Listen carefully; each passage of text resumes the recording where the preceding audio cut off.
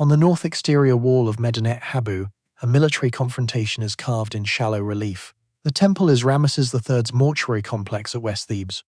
The carvings date to around 1178 before the Common Era. The Year 8 reliefs show two engagements, a naval battle and a land battle. On the sea panel, Egyptian ships fight enemy vessels with sails lowered. On the land panel, ox carts carry women and children, not plunder. The combatants wear mixed headgear, feathered crowns, horned helmets, plain caps. The Egyptian text names 5 groups: Peleset, Tjeker, Shekelesh, Denyen, Weshesh. 5 names, no collective. The term that has defined this event in modern scholarship does not appear in the inscription. It does not appear in any ancient source. The Medinet Habu temple was Ramesses III's mortuary complex at West Thebes. It was built across approximately 3 decades in the 12th century before the Common Era. Its walls carry reliefs and inscriptions describing the pharaoh's military campaigns. The Year 8 inscriptions and reliefs are among the most studied documents in late Bronze Age scholarship. The inscriptions were published by the Oriental Institute Epigraphic Survey in 8 volumes, from 1930 to 1970. Cline and the editors of the Killebrew and Lehmann volume draw on those publications as their primary evidence base. The scholarly consensus on the text's content rests on this publication record.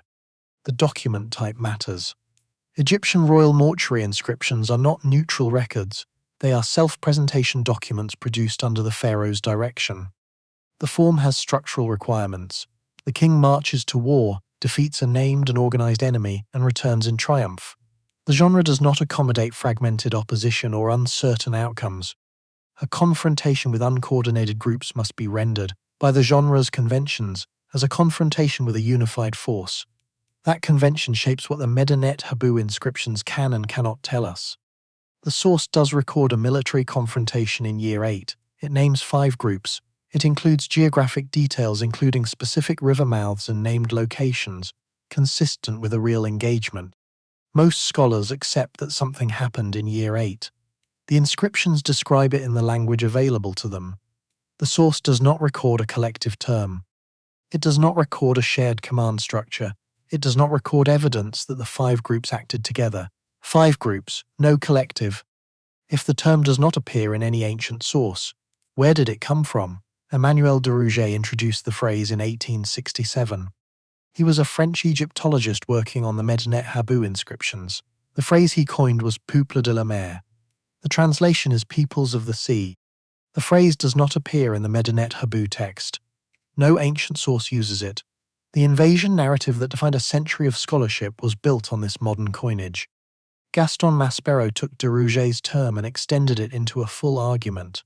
By the 1870s, Maspero was describing the sea peoples as a mass migration of peoples from the Aegean. In his reading, they swept through the eastern Mediterranean and destroyed late Bronze Age civilization. The organized invasion model entered historical synthesis and remained there for approximately 100 years. The visual record at Medinet Habu complicates that model. The land battle reliefs show ox carts carrying women and children. This is not the material record of a raiding force. It is the material record of people in transit, families, not formations. The ox cart imagery is migration imagery. Egyptian artistic conventions do not depict civilians accidentally. The artist represented what their genre required, and what they represented was movement, not assault. The headgear evidence reinforces this reading. The Peleset wear feathered crowns. The Tjeker and other named groups wear different helmet types. There is no uniform equipment across the 5 groups. There is no shared visual identity that would indicate a unified command. These are not the visual markers of a single organized force. The archaeological record from outside Egypt points the same way. In their 2013 volume, Killebrew and Gunnar Lehmann assembled evidence on the Peleset. The Peleset are the group later identified as Philistines. Their material culture shows gradual integration across generations. Pottery types, architectural forms, burial practices. There is no destruction horizon consistent with a single organized invasion. The Philistine presence in the archaeological record developed over time. Itamar Singer's work on the Hittite archive adds another dimension. Singer argues the Hittite Empire was already in internal crisis. Agricultural and administrative failures are documented in the Hattusa tablets well before any Sea Peoples contact. The empire's decline was already underway. An external force did not initiate it. Eric Cline's position, developed in his 2014 study, is direct. The groups named at Medinet Habu but were likely caught in the same network collapse. They were not the authors of the collapse. They were in many cases its product, population displaced by the same forces already pulling the system apart. By the 1990s, the monocausal invasion model had been dismantled. New excavation data and textual reanalysis drove the reassessment. Cline, Killebrew and Singer converge on the same conclusion: fragmentation and displacement, not organized invasion. A document designed to produce organized enemies was read as proof that organized enemies existed. The same documentary problem appears in records that have nothing to do with the Eastern Mediterranean. It appears wherever empires recorded their enemies in the language of royal victory. For the Western Roman Empire, Guy Halsall sets the terms in his 2007 study of the barbarian migrations. Halsall argues the migrations were largely driven by Roman political dynamics. The groups that entered Roman territory were responding to Roman internal fragmentation, not acting as an organized external force. The boundary between Roman and barbarian was administratively permeable for more than a century before 410 of the Common Era. Visigoths, Vandals and related groups had served in Roman armies for generations. They knew Roman logistics, Roman military organization, Roman political structures. Some had held Roman military commands before their groups crossed Roman boundaries. They were not outsiders arriving into a stable system. Peter Heather disagrees with Halsall on the degree of external agency. Both historians agree on the central point: the simple invasion narrative is inadequate. The named groups had internal divisions and competing interests. The organizational unity attributed to them in later historical synthesis was not present in the events themselves. The same operation Maspero performed on the Medinet Habu inscriptions was performed again on the late Roman record. Fragmented reactive movement was rendered as organized invasion. In both cases, the complexity was real. The categories were imposed afterward. The Assyrian evidence provides a shorter parallel. Karen Radner's work on Assyrian royal annals identifies a structural convention. The king marches, defeats a named enemy, and returns in triumph.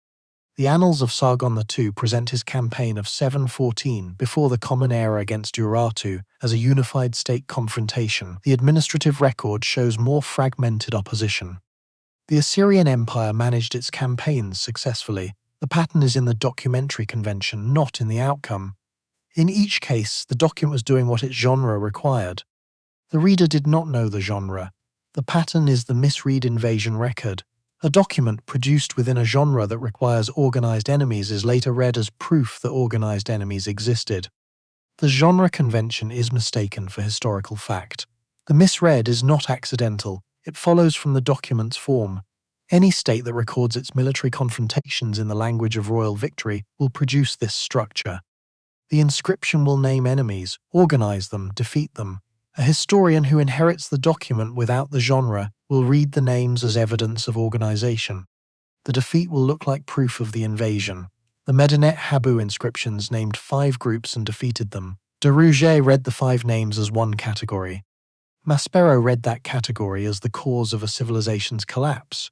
Both readings were operations performed on the document, not evidence extracted from it. When the source is a victory monument, the victory is in the genre. The enemies are in the genre. The reader who forgets the genre is already inside the misread. If this episode gave you a new way to read an ancient source, subscribe to Omen History. New episodes daily.